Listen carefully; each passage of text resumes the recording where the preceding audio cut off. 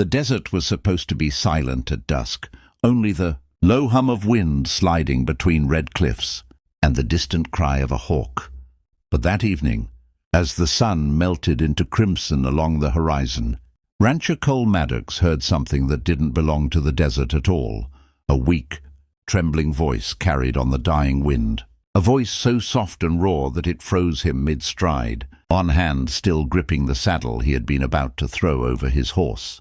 "Please, it hurts," the voice moaned, thin as paper but sharp enough to slice straight into his chest. And Cole slowly turned, instinct tightening like a rope around his ribs as he scanned the empty ridges. Nobody should have been out. Here, his ranch sat at the farthest edge of the territories, a place bandits avoided and travelers rarely passed. But he heard it again, clearer this time, a sound shaped by pain and desperation. Cole dropped the saddle, grabbed his shotgun, and mounted his horse in the same swift motion, kicking into a hard gallop toward the canyon mouth just beyond his property. The sky dimmed into rust and violet as he rode, and dust churned under the pounding hooves like smoke. But the voice kept pulling him forward, guiding him deeper into the narrowing canyon until the walls rose high, enough to steal the last of the daylight.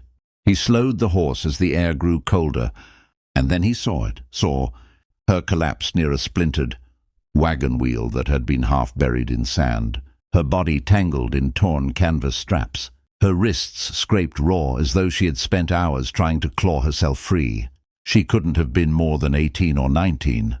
Her clothes dust-stained and ripped from struggling, hair matted with grit, and her breath came in broken little shivers as if every inhale was a war she was losing.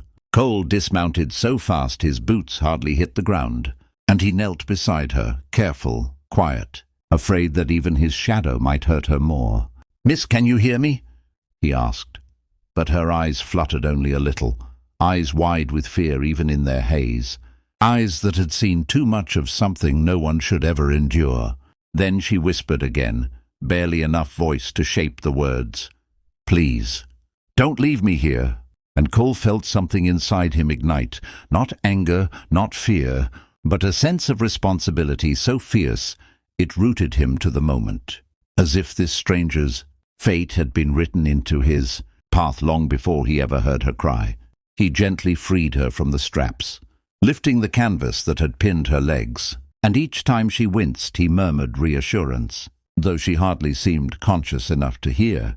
The wrecked wagon nearby looked as though it had been attacked, wood splintered inward, tracks of dragged boots and heavy hooves circling it like a story written in the sand. Bandits, not ordinary travelers. And whoever had done this hadn't meant to leave witnesses. Cole scanned the canyon's shadows, his senses sharp, aware that danger could still be hiding in the rocks above. He lifted the girl in his arms. She was far lighter than she should have been, weak from exhaustion or worse, and carried her toward his horse, keeping one hand on his shotgun as his instinct screamed at him to move fast. Just as he swung her up into the saddle in front of him, a sharp crack split the air, the unmistakable snap of a rifle echoing between canyon walls, and a bullet tore into the dust near his boot. So close he felt the heat of it flash past his leg. Instantly Cole threw himself sideways, shielding the girl with his body, pushing the horse into a sprint out of sheer survival. More gunfire erupted behind them, ricocheting off stone and filling the canyon with angry metallic thunder. The girl weakly clung to his coat as he leaned low over her, whispering, "Hold on, hold on!" while the horse surged forward with every ounce of strength it had. Cole didn't dare look back. He didn't need to. He could feel the danger closing in, feel the murderous intent behind every bullet. Whatever those men wanted, whatever they had been doing to that girl, they weren't finished with their cruelty, and they wanted her back. The canyon walls finally opened into the wide emptiness of the desert, but night had fully settled, throwing shadows across the land like thick blankets that could hide anything, a rattlesnake, a wolf, or a man with a rifle and a grudge. Cole kept riding, pushing the horse hard until the dim lanterns of his ranch came into view, flickering like tiny stars against the dark.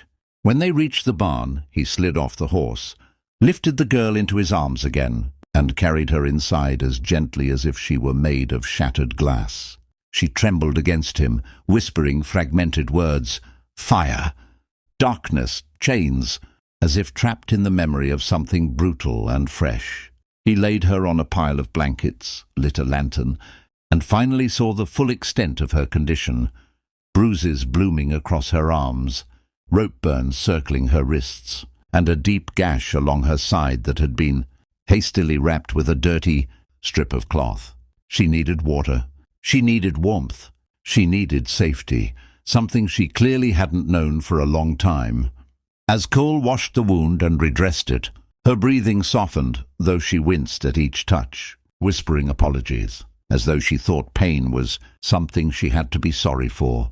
Cole felt his jaw tighten, anger simmering in his chest, not at her, but at whoever had done this, whoever had believed they had the right to hurt someone so young, so fragile, and abandon her in a canyon like trash.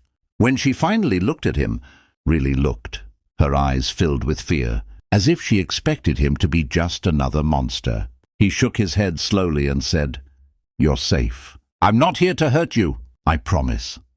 Her lips parted, disbelief flickering across her expression. Trust was not something she seemed accustomed to, but then she whispered, "Please, don't let them take me back." And her voice cracked into a quiet sob that hit Cole harder than any bullet ever could.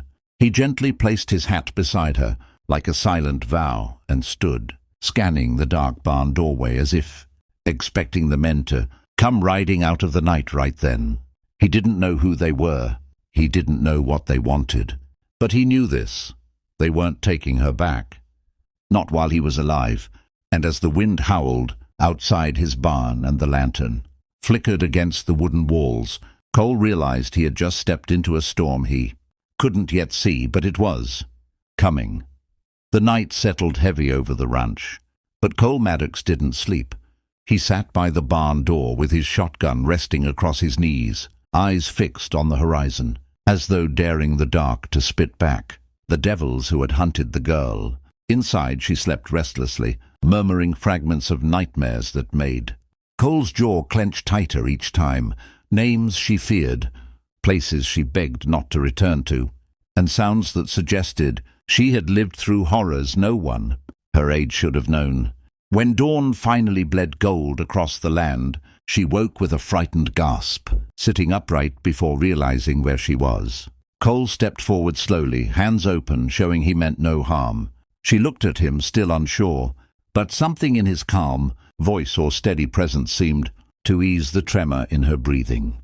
She told him her name was Mara, quietly, like it was a secret she wasn't used to sharing, and she explained that she and her family had been traveling west in an old wagon train until bandits descended on them like wolves.